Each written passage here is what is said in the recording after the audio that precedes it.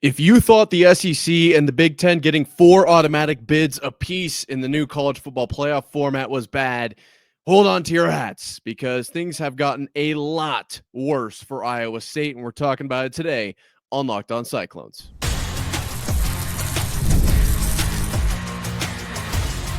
You are Locked On Cyclones, your daily podcast on the Iowa State Cyclones, part of the Locked On Podcast Network, your team every day. Welcome into Locked On Cyclones, part of the Locked On Podcast Network, your team every day. Shout out to you for being here every single day and making this your first watch or listen of the day. I appreciate it more than you know. Whether you're watching on YouTube or your favorite podcasting platform, be sure to subscribe so we can prove once and for all that it is, in fact, a Cyclone state. This is big news. We're going to lead off the show with a new college football playoff format that could absolutely crumble Iowa State's chances at making the postseason. And then in the second segment, I kind of want to talk about how Iowa State could work around this new proposed format, what could get done just to improve chances. I think that's a valid second segment. Then we're going to round things out in the third segment with an Iowa State linebacker who is transferring out and how this could actually be good news. We've talked so much about that linebacker room. I can't wait to get into all of that and more. But first, today's episode is brought to you by Game Time. Download the Game Time app, create an account, and use code LOCKEDONCollege for $20 off your first purchase. Now, this whole college football playoff is getting potentially revamped. Okay, so obviously we go from 4 teams to 12 teams, and I think everybody knew we weren't going to stop at 12. And so there's this constant conversation of how do the seeds work? Are there automatic buys? Are there automatic bids? There are going to be major changes made to the college football playoff. And right now it feels like we're in a little bit of a brainstorming period, though it is kind of led by the Big Ten and the SEC. This new idea, it's a prime example of who is kind of in charge. I mentioned the 4-team bid, automatic bid for both the Big Ten and the SEC already, something that's been proposed, something that we've talked about. This new idea, I don't even know what to say about this, but we are going to talk about it. This new model is being floated around, and I'm getting this from @CFB Rep on Twitter, and it's obviously on ESPN and everything as well. The concept is that the Power 4 conferences can earn guaranteed playoff spots via a combination of team overall records and TV ratings. Nuke. I mean, what? How is that related to football play at all? First off, and then you immediately think, okay, who put this out and who does this benefit? Obviously, the Big Ten and the SEC, the 2 biggest conferences in college football. Of course, they want TV ratings to influence who gets in, who doesn't. I don't know of many teams in the Big 12 that would have a fair shot if TV ratings are being involved. Obviously, Deion Sanders in Colorado. If he sticks around, the bump he's made to Colorado in recent years is of note. I don't know what their exact numbers are. I know BYU is huge, but I can tell you right now, obviously this is Locked On Cyclones.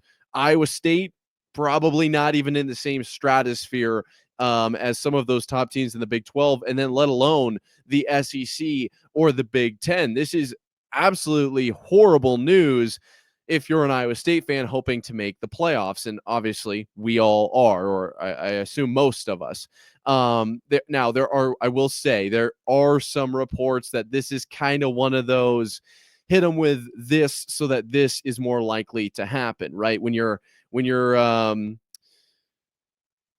don't want to take out the trash. So you're like, hey, can you lend me $5,000? And then they say no. Now they're more likely to say yes to the next thing you ask. Then you're like, oh, can you just take out the trash instead? Wild concept. Apparently, psychologically, it works. I have yet to actually try to implement this into my daily life. But I also am not on the college football playoff committee, and I guess there's a reason for that. I would never come up with this. So if the idea is we want 4 automatic bids for the SEC and the Big Ten, but this feels like a bit of a stretch. Like we're getting a little bit of a pushback here. Let's just go for the wildest thing we could possibly think of so that everyone's like, yeah, no, that absolutely we are not going to do. But this other idea, I guess, isn't as bad. Like, it's not as bad as something that's completely unrelated to football performance. Well, I guess I shouldn't say completely. I shouldn't say completely, but it is completely unrelated to your record. I'll say that. Well, anyways, the concept is big market teams going to have bigger numbers regardless. Okay. Obviously, teams that do better are going to have more TV ratings. But that at the end of the day, it's like the number of people watching a game isn't directly 100% tied to that team being better than any other team. Like it's just not. It's just not. And Colorado is a perfect example of that. One of the best rated teams as far as TV ratings, but they were not very good. Like I didn't think they were a playoff team last year. I didn't think they were at that caliber. Now, I guess to say that technically they are completely unrelated, that doesn't feel accurate. I feel like I probably shouldn't say that because there is going to be some correlation there, but correlation does not mean causation. Okay, you're not directly looking at these numbers like mid-tier SEC school is not automatically better than a Big 12 school just because they have more viewers. Same thing with the Big 10. That's my point here. So this is just so outlandish that there is a chance that the people that vote on this or whatever are like, yeah, we're not doing that. That feels a little bit too far out of the box. But if you want, I suppose, 4 teams Big 10, 4 teams SEC, then we expand the playoff to 14 or 16, whatever the case might be. We can do that. If that's the situation, I don't love it because it's a very much chess move to get that passed. I don't know exactly what that would be. Amendment, I guess, to the college football playoff to get that passed. This is a chess move, a 160 IQ. I don't know what the scale of IQ goes on. Let's say 1 million IQ. Big brain play. And so for that reason, I don't love it, but I do like. It's like it's working on me. Like I like the idea for automatic bids for the Big Ten and the SEC more than this TV ratings, because then at the very least, you're not being penalized for being a smaller market team, which I feel like, and I don't have the numbers in front of me to prove it, but I do think Iowa State is a smaller market team than Georgia or than Alabama. And Alabama, obviously, last year didn't make the playoff either. So who didn't make it? Iowa State and Alabama. TV ratings come in, play a role. Iowa State isn't even in the conversation. Alabama now all of a sudden like, okay. I will say, if this is a legitimate idea that they're going with, they're just saying the quiet part out loud. We all kind of know that this has been something that's been in the back of brains for a while now. I was shocked to see Alabama not make it last year for this reason alone. But when you look at the March Madness situation, I feel like that maybe played a role with UNC, but maybe more so the Bubba Cunningham head of the committee deal there. We don't need to get into that, but we know for a long time that ratings have certainly played a role. I think if you go back to the 2023 playoff, it was the last 14 playoff. I think that they played a pretty big role in that one. Obviously, the Michigan victory is the one I'm talking about there. This is a horrible idea. It's plain and simple. I don't think that this makes any sense. And it's one of those where it's like, oh, is college football ever going to be fixed? Probably not. I mean, just realistically, we got a long ways to go. This feels like a step in the wrong direction, right? When you're walking down the sidewalk and you're trying to get to point B, don't turn around and go to point A. Because now it's like in this analogy, point A is now like point Z. Like it's just we're going completely the wrong direction. We're not even going back to what we were doing. We've taken a left turn, and we're going off of a waterfall here. Like we're not even on a road anymore. It's not the best analogy, but my point is this is just totally backwards. The only way that this makes sense is if this is in fact like an upfront, like, okay, that's too wild. Let's go with the other proposed idea. And that, like I just said, it was kind of working on me. It's like between the two, let's take that one. But I think we have to use kind of our brains a little bit and be like, no, neither of these makes sense. You can't throw out one medium outlandish idea and then one that's like so crazy. Why don't we just have people come into the college football playoff with the coolest jerseys? Let's do that. That might actually be better. We can have some cool uni matchups, and who knows, maybe we'll stumble into a few good games. Sorry, probably a little bit amplified there, but this doesn't make sense. It just doesn't make sense. But for Iowa State to get in under these rules, it's going to be significantly tougher. Like that's a given. Um, but I've kind of mocked up some ideas of how they could get it done. If the ESPN whole movement here with this TV ratings things goes through, how can Iowa State make it? I've got a few mocked up. You're going to want to hear about them. Don't go anywhere. We're talking about it after this. There's nothing like the atmosphere of an NBA playoff game. Every bucket, every defensive stop, every moment feels huge. It's electric in the arena, and with Game Time, you can be part of it without the stress of last-minute ticket hunting. Game Time makes it fast and easy to get playoff tickets, even when the demand is sky high. Prices on the app actually go down as tip-off gets closer, and their last-minute deals can save you up to 60%. The all-in pricing means no surprise fees at checkout. What you see is what you pay. And as I said, save up to 60% off buying last-minute tickets for sports, but that's not all. Concerts, comedy, theater, you name it, Game Time has it.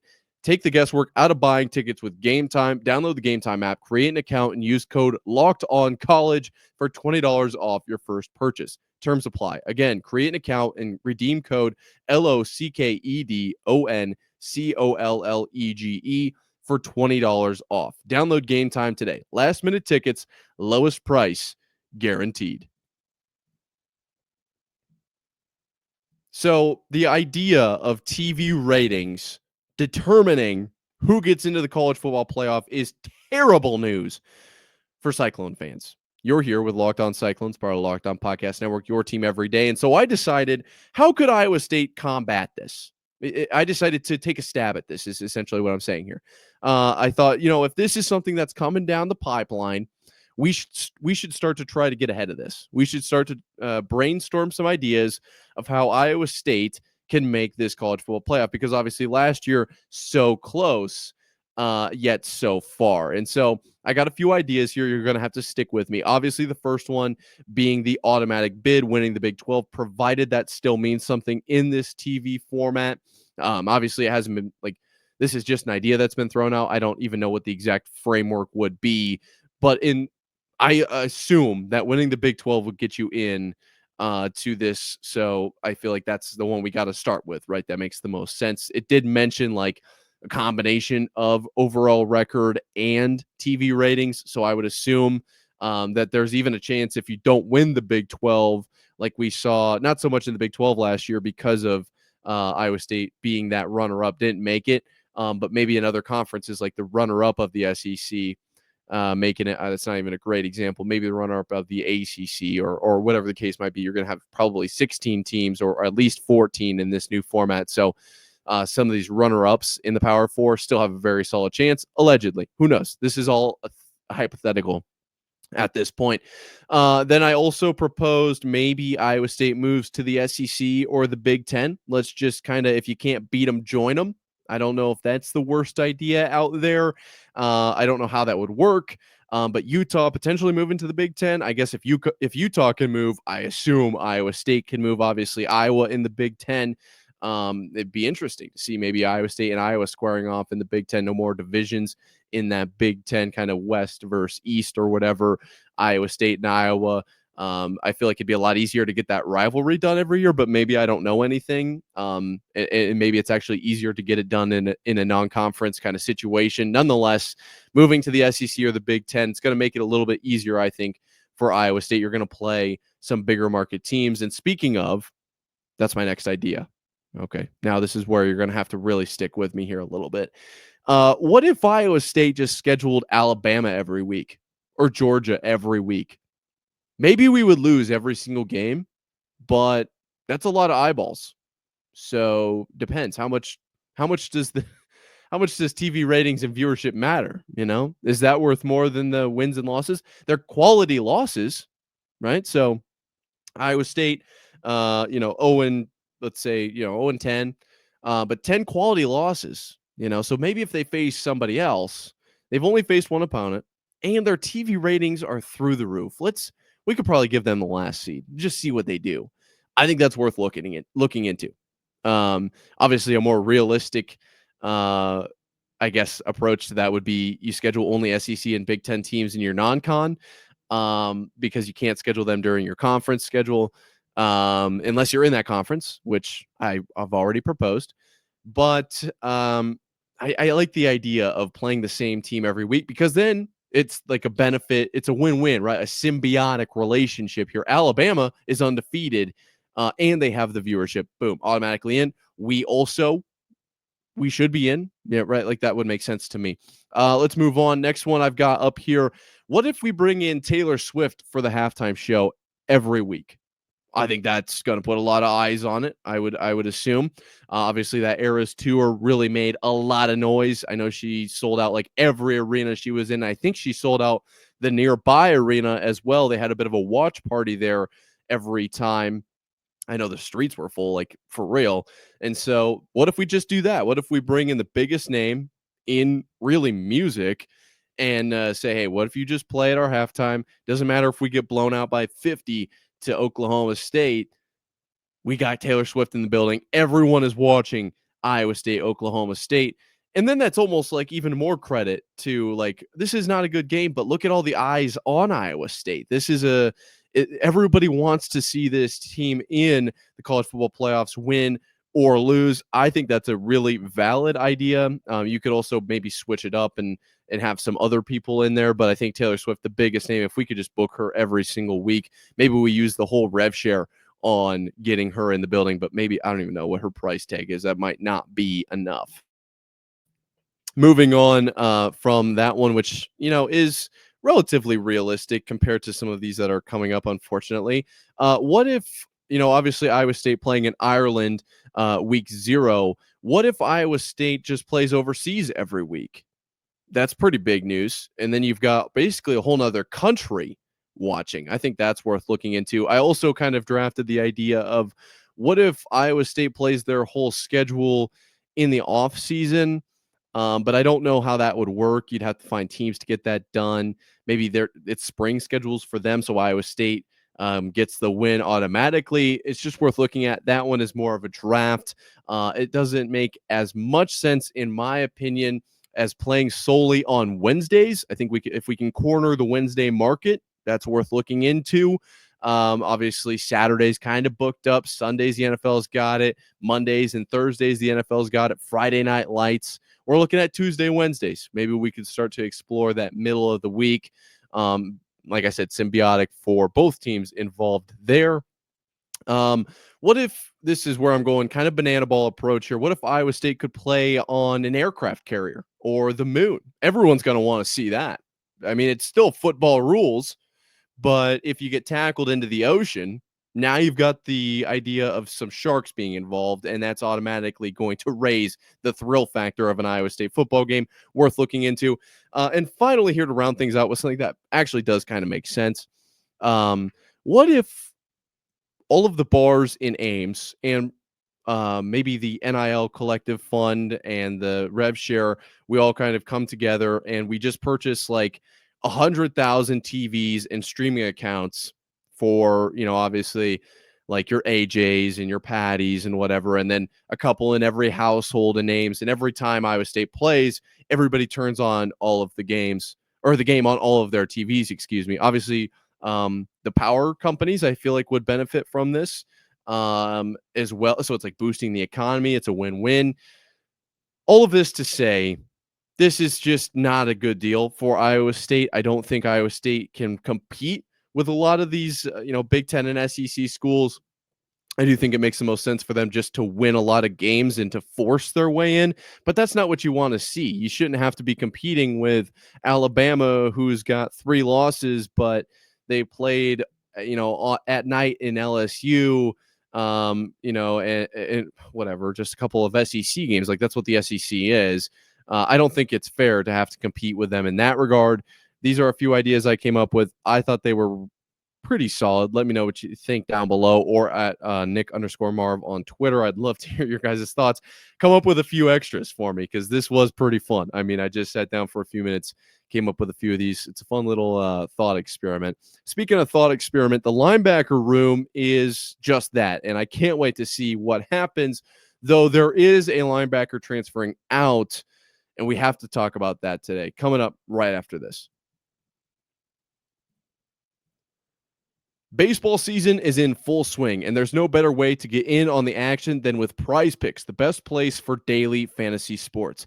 With Prize Picks, you pick more or less on at least 2 player projections, and if you're right, you can win up to 1,000 times your cash. Whether it's strikeouts, RBIs, or first inning runs, Prize Picks keeps every game exciting. This week, I'm picking Aaron Judge for more than 1 home run and Shohei Ohtani for more than 1 stolen base.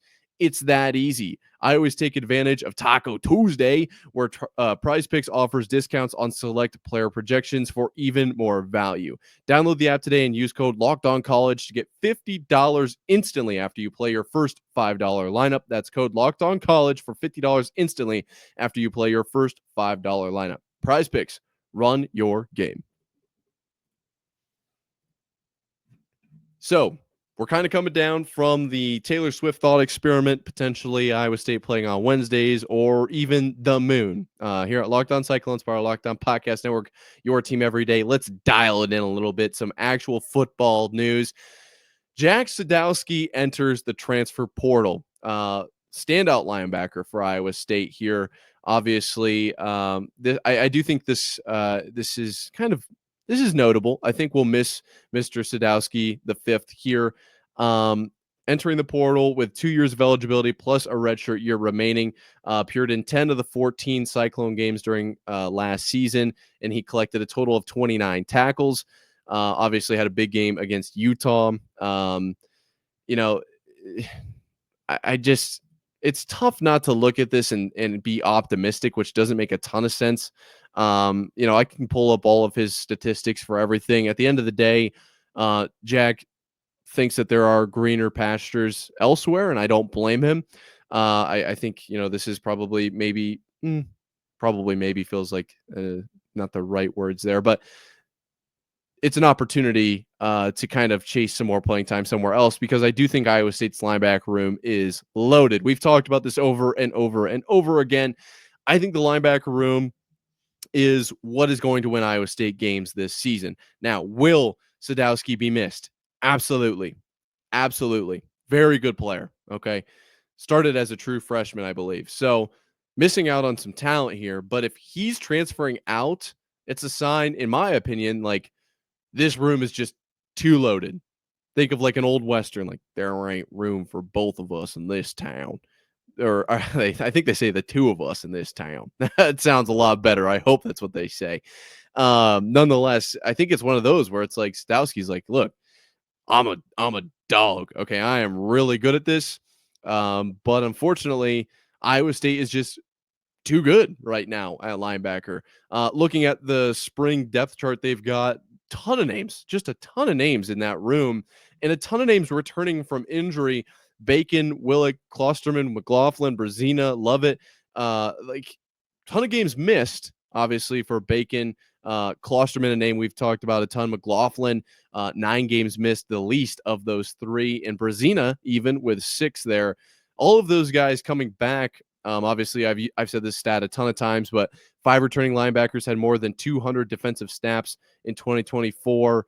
I think this is good news. As much as it stinks that Sadowski is on his way out, think about what that means. Like, just it's what I'm saying, but just take a second and like, holy cow, our team might be like really good. We might be like legit.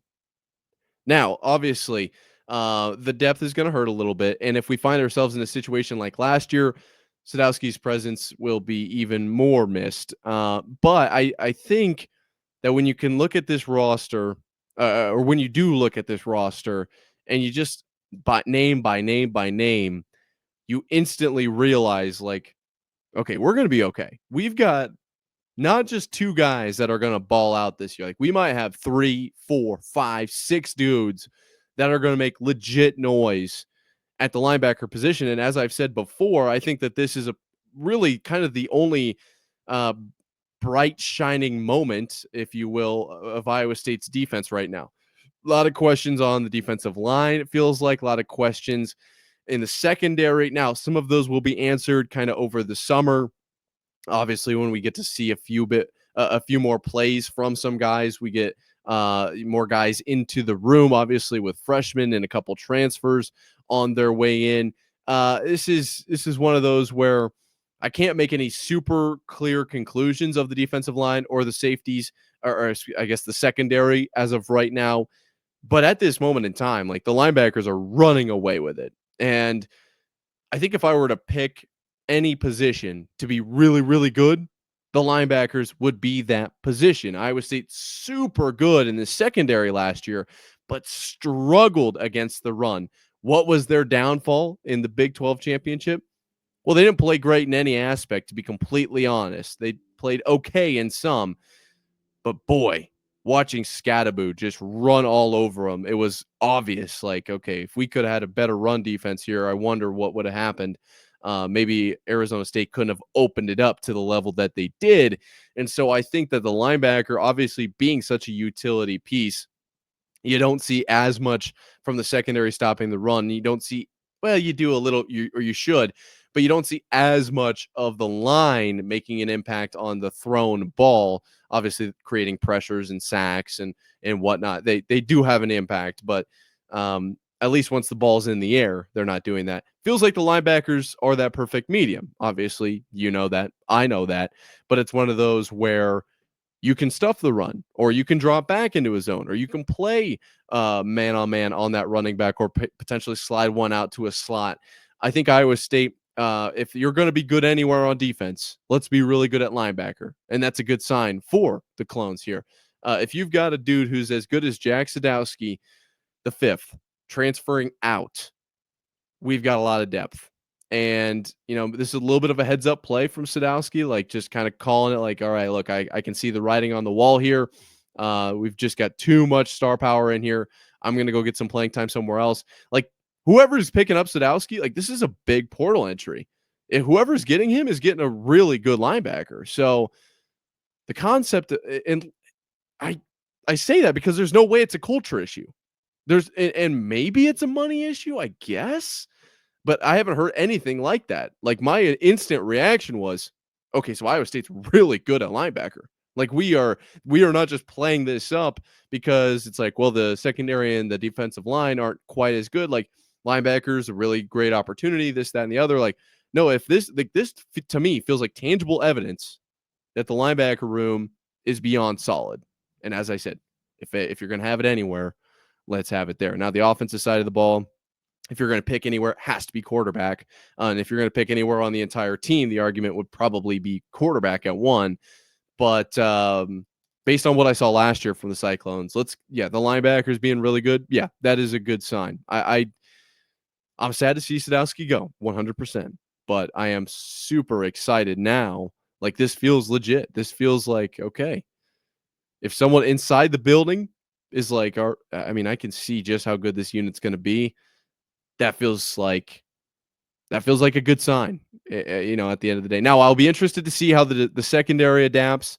We've kind of heard like who's going to be the leader, obviously the defensive line of the secondary, and who's going to be that standout player, and is, maybe Benny Ngoye going to kind of be what we saw in the past few years from a couple of other wide receiver to DB kind of transition. Like, a lot of questions, I feel like, from defensive line, from the secondary, as opposed to the linebacker group. This was sad to read, but also, like, at the same time, piqued my ears up. I was like, okay, this is actually potentially a very promising piece of news, is how I will phrase that.